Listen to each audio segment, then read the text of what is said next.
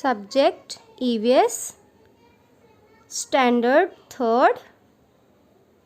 Hello students, I am Pinky Malla and today we are going to learn an interesting topic on EVS. So students, our today's topic name is our environment. Students, before I start the video, I would like to ask you few questions and you have to give answers. Okay. Students, you can see some pictures are there in front of you. So, can you tell with what materials are they made of? Students, give answer. Very good students. See, bat is made up of wood and pot is made up of mud. Now the next question. From where do we get these materials? Students, please answer. Excellent answer, students. Yes, we get wood from trees and mud from soil. Very good. Now students, third question. What are the uses of these things? Students, give answer. Yes students, very good. The bat is used to play cricket and the pot is used to store water in it. Yes? Now students, look at this picture carefully. There are many things around us.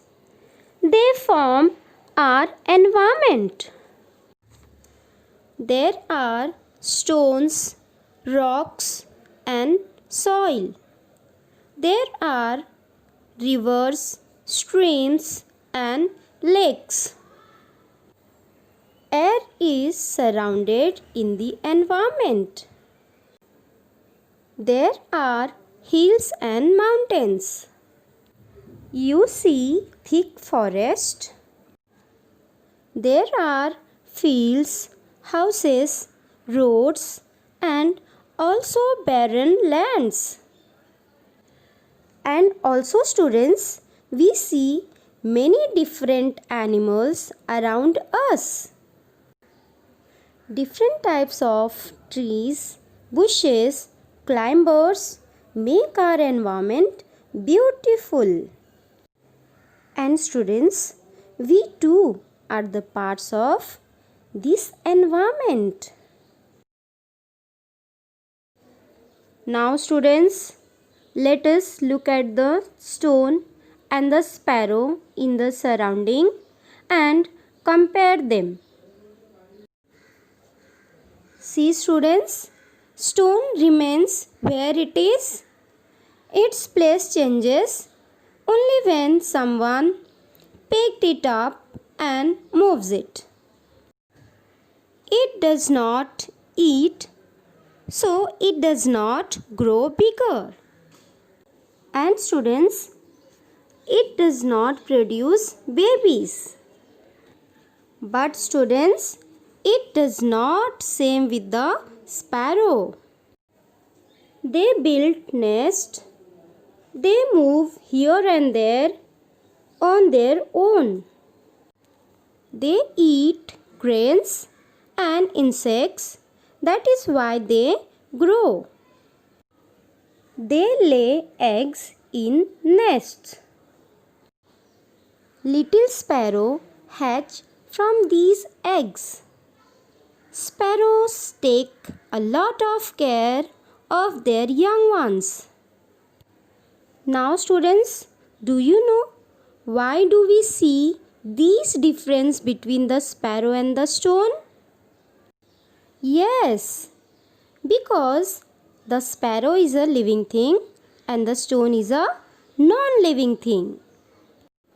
Now students, we will see things in our surrounding form two groups. One is living things, another is non-living things. Okay. Living things are of two kinds. First is plants and second is animals. Students, you must have known that animals reproduce babies. They can move from one place to another. They can eat and they can grow. Seedlings grow from seeds. Seedlings then grow into plants. These tells us that the plants are living things.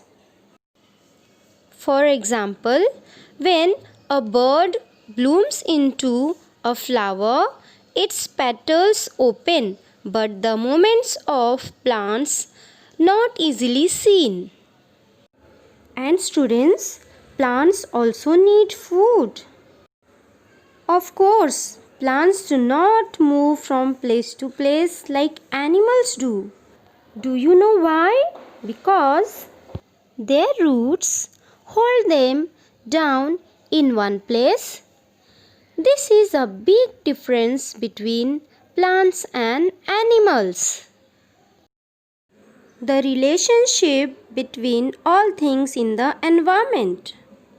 Water and air are a part of the environment. All living things need them.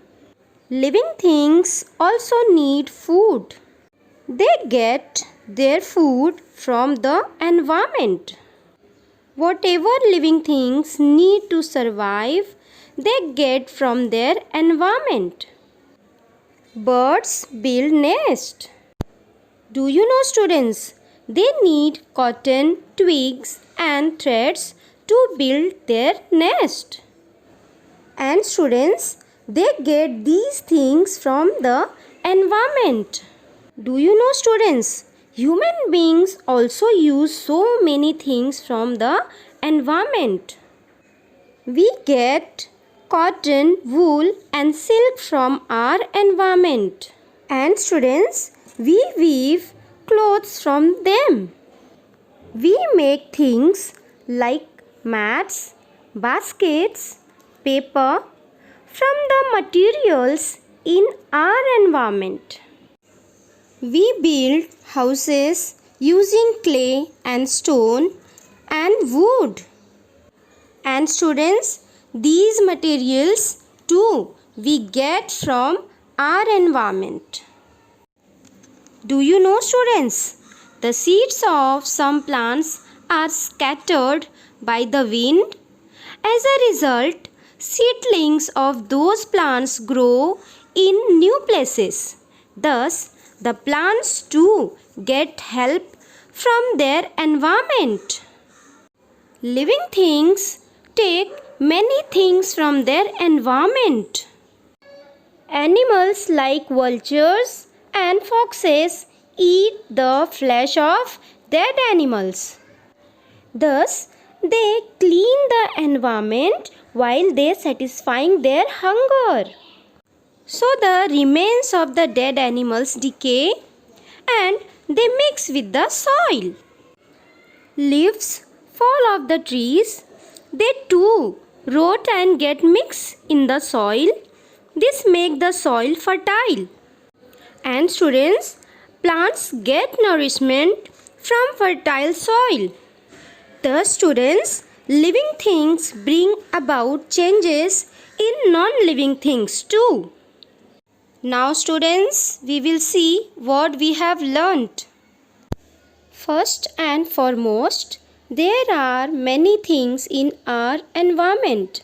Some of them are living things and some are non-living things. Living things can move on their own. Living things need food. Food helps them to grow. Living things produce young ones like themselves. Living things are of two kinds, plants and animals. Living things get all that they need from their environment. Living things bring about changes in non-living things too. All things in the environment depend upon each other.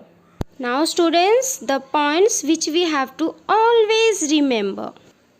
The needs of all living things are fulfilled by the things in their environment. Such things should not be allowed to go waste. We must take care that we do not cause harm to the environment. Now students, it's exercise time. Students, here we are having some filling the blanks. So students, you have to give answers. Students, listen carefully. The place of a stone dash only if someone picks it up and moves it. Give answer. Very good students. So the answer is changes. Now second one, we weave dash from cotton, wool and silk. Students, give answer. Yes, very good. Cloth. Now the last one, leaves dash and dash trees. They too rot and get mixed with the soil. Give answer. Yes, very good. Fall and off. Students, clap for yourself. Now students, it's homework time. Students, you can see one word's grid is there in front of you. What you have to do, you have to find some living things and non-living things from it. Okay.